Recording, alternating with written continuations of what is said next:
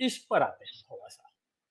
और मैं तेरी गलियां का जिक्र ना करूं तो ये बड़ी नाइंसाफी होगी, क्योंकि मैं कहूंगा कि मुझे वो गाना इतना पसंद था उस दौर के अंदर, हर समय मैं उसे वही सुनता रहता था। मुझे नहीं पता था उस जमाने में ये गाना किसने लिखा है, जब वो गाना आया था तो जी जी। मैं सुनता रहता था। तो मैं ये जानना चाहता हूं, जब आपकी जिंदगी में 10-15 साल 20 साल आप स्ट्रगल करते हैं, आपने बहुत बार कहानियां सुनाई हैं, मैंने सुनी है वो कहानियां, और जब वो लम्हा आता है, जब आपको लगता है कि यार जिसका मैं इंतजार कर रहा था या जिसके लिए मैं तड़प रहा था वो आपके सामने होता है,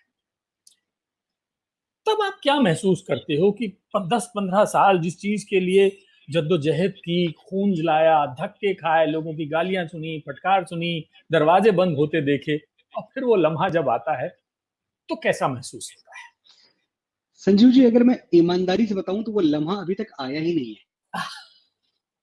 ये अपनी अपनी भूख और अपने अपने प्यास और अपने अपने प्याले की बात है कि अगर मैं एक छोटी सी कटोरी लेकर निकला हूं तो जरा सी बारिश में वो भर जाएगी। जी। अगर मैं एक पूरा टैंकर लेकर निकला हूं तो उसको भरने के लिए बहुत वक्त चाहिए। मैं समंदर पी लूंगा फिर भी मेरी प्यास बाकी रहेगी। मैं इतना प्यासा हूं।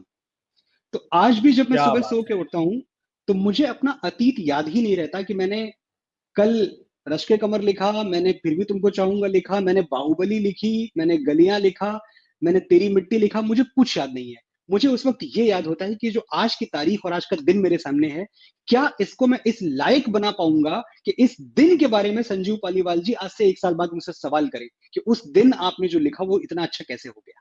तो मैं हर दिन एक नई तखलीक, एक नई रचना की तलाश में हूं। फेल होता हूं कई बार, और बहुत बार ऐसा होता है कि गलती से कहीं कोई दुआ लग जाती है और पास हो जाता हूँ। चलिए, तो मैं इस सवाल को यहीं छोड़ता हूँ, मैं आपसे एक और सवाल पूछता हूँ। वो कौन सा गाना था जो आप तक आपने लिखा जिसे सुन के आपको लगा कि यार ये मैंने बहुत अच्छा लिख दिया, जिसे खुद आपको अपने लिखे हुए गाने के ऊपर फख्र हुआ? इस सवाल का जवाब ना दुनिया का हर राइटर बहुत घुमा फिरा के देता है।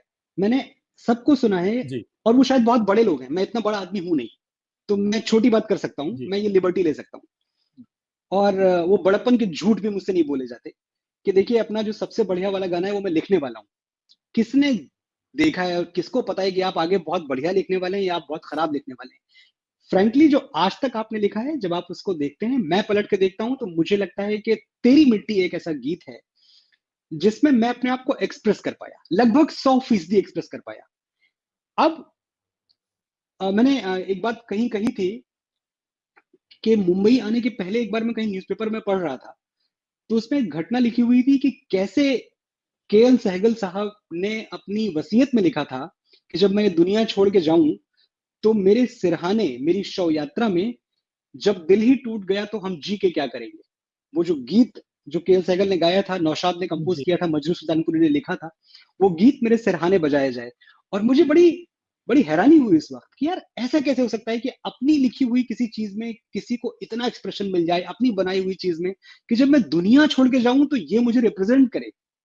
मैं इतने गाने तेरी मिट्टी के पहले तकरीबन 250 के आसपास गाने लिख चुका हूं। कुछ बहुत हम्म। कामयाब हैं, बहुत अच्छे गाने हैं, लोग ऐसा कहते हैं।